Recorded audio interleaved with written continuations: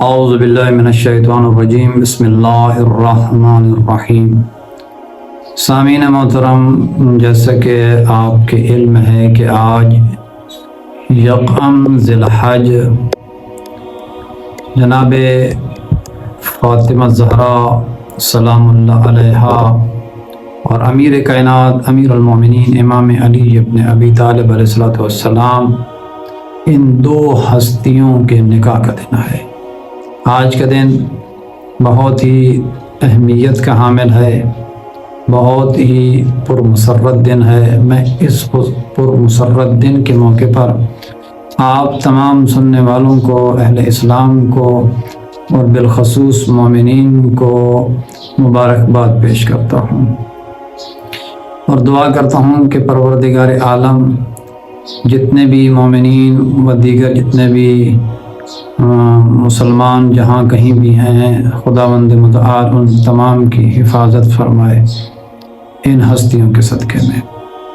تو میرے محترم، آج کے دن کے کچھ اعمال ہیں۔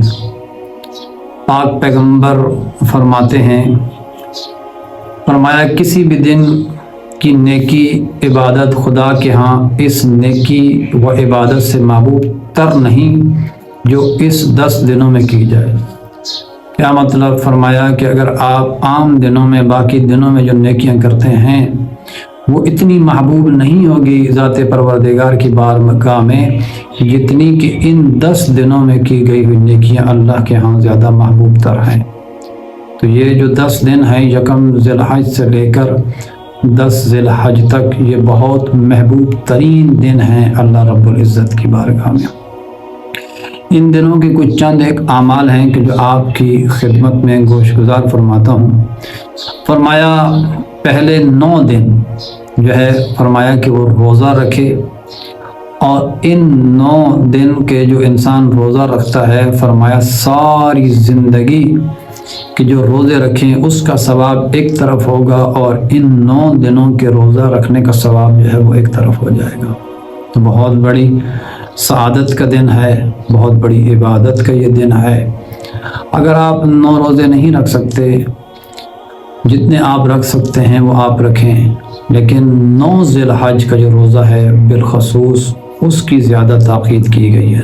9 ذی الحج کا، 10 ذی الحج کا روزہ شرعاً جائز نہیں ہے، کیونکہ عید کا دن ہے، تو عید کے دن روزہ جو ہے وہ جائز نہیں ہوتا۔ تو 9 ذی الحج کو روزہ اس کی زیادہ تاکید کی گئی ہے۔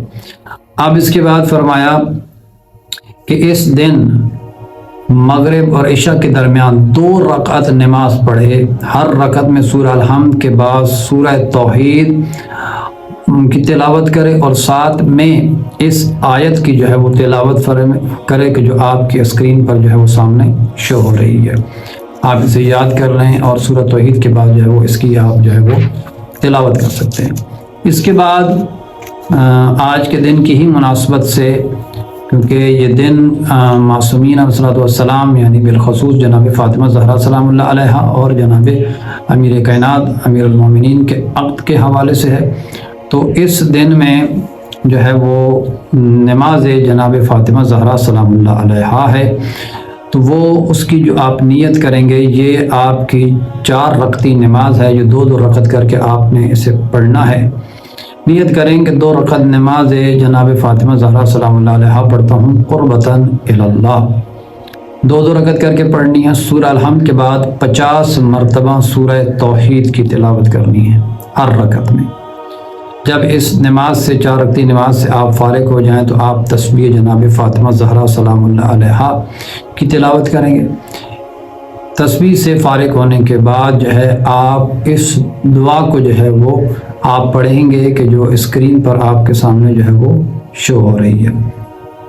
اس کے بعد فرمایا زوال سے تقریباً آدھا گھنٹہ پہلے، یعنی آج یکم ذی الحج کو زوال سے آدھا گھنٹہ پہلے، فرمایا کہ 2 رکعت نماز پڑھیں، سورہ الحمد کے بعد 10 مرتبہ سورہ توحید کی تلاوت کریں، 10 مرتبہ آیت الکرسی کی تلاوت کریں، اور 10 مرتبہ سورہ قدر کی جو ہے وہ آپ تلاوت کریں۔